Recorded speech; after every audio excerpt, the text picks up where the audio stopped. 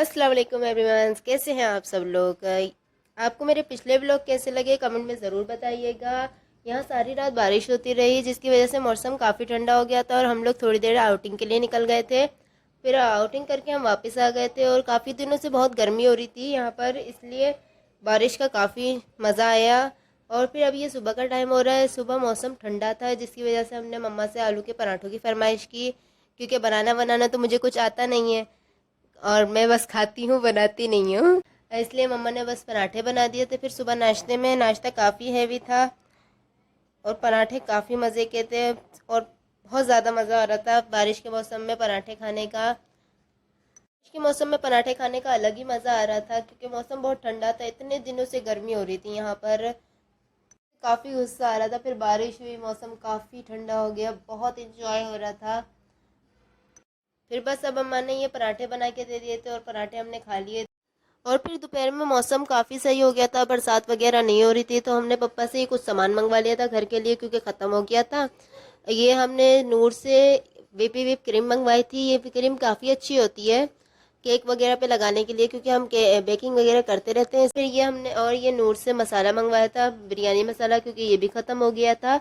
बिरयानी मसाले जो है, मसाले वगैरह हम ना नूर स्टोर से मंगवाते हैं क्योंकि हमें नूर के मसाले अच्छे लगते हैं, थोड़े स्पाइसी होते हैं। ये शान वगैरह के मसाले हमें अच्छे नहीं लगते। और ये चॉकलेट है, चॉकलेट्स तो कहीं कहीं भी पापा जाते हैं तो मैं ज़रूर चॉकलेट मंगवाती हूँ क्योंकि मुझे चॉकलेट वगैरह बहुत पसंद है। और फिर बारिश हुई थी जिसकी वजह से लाइट चली गई थी। लाइट ना जाए ऐसा हो ही नहीं सकता कि बरसात और लाइट ना जाए कहीं पे भी, ऐसा तो नामुमकिन ही है। तो फिर ये लाइट चली गई थी, हम लोगों ने दोपहर में कुछ नहीं खाया था इसलिए फ्रूट चाट बना ली थी मम्मा ने। करना है वैसे आप लोग कमेंट नहीं करते, बहुत कंजूस लोग हैं, और लाइक तो कुछ लोग करते ही नहीं है, इंतहाई कंजूस है। अच्छा, तो आप लोग बारिश के मौसम में कौन कौन से खाने बनाते हैं? क्योंकि मैं तो ज़्यादातर पकोड़े, समोसे और ये पराठे वगैरह खाना पसंद करती हूँ बारिश के मौसम में। आप लोग कमेंट में ज़रूर बताइएगा कि आप बारिश के मौसम में क्या खाते हैं, क्योंकि बारिश के मौसम में तो अलग ही मज़ा आता है खाना खाने का।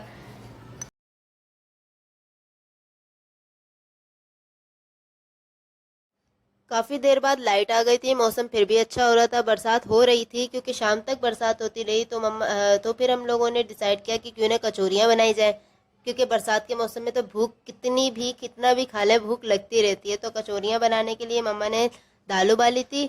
दाल में जो है ना नमक और लाल मिर्ची डाल के उबाला था उसको, और फिर उसके बाद जब दाल उबल गई थी, जब पक गई थी दाल अच्छे तरीके से, फिर उसको जो है ना अच्छे तरीके से मैश करना है, बिल्कुल पीस लेना है, बिल्कुल बारीक। और इसकी कंसिस्टेंसी बिल्कुल ऐसी होनी चाहिए कि दाल महसूस ना हो, बिल्कुल पिसी हुई।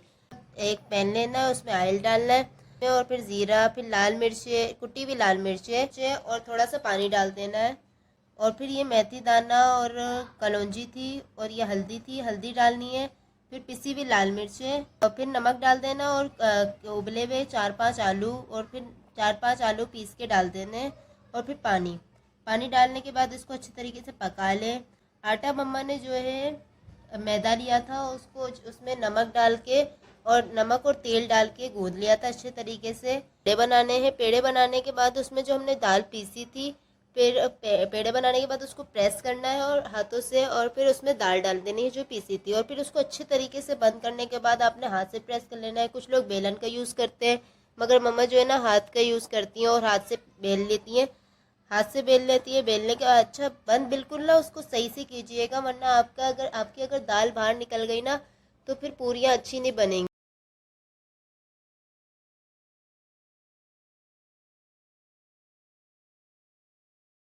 अच्छे तरीके से गरम करना है, वरना अगर आपने तेल सही से गरम नहीं किया तो आपकी पूरी जो है ना कड़क हो जाएगी, फिर वो अच्छी नहीं लगेगी। और इस तरीके से डुबो डुबो के कचौरियों को बनाना है, डुबाना है ताकि वो फूल जाए और दाल ना बाहर निकले उनकी। और फिर ये कचौरियाँ तैयार हो गई थी और इसके साथ तरकारी, फिर हमने तरकारी निकाली थी और इसके बाद हमने इसको एंजॉय करना है। बताया ऐसे रही हूँ जैसे पता नहीं कितनी दफ़ा खाना बना लिया है मैंने, वरना मैं बनाती बनाती कुछ नहीं हूँ। और फिर आप इंजॉय कीजिए।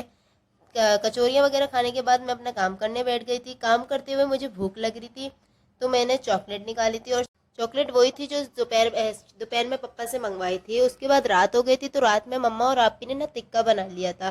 टिक्का आपी को पसंद है ज़्यादा चिकन का, क्योंकि पापा चिकन खाने से मना करते हैं, फिर मम्मा ने टिक्का बना लिया था, और टिक्के के साथ जो है ना पप्पा के लिए और मेरे लिए माश की दाल बना ली थी। मैंने टिक्का भी खाया था मगर मुझे माश की दाल ज़्यादा पसंद है। अच्छा, फिर अगर आपको मेरा ये व्लॉग अच्छा लगे तो आपने लाइक करना है, शेयर करना है और कमेंट करना, और अल्लाह हाफिज़।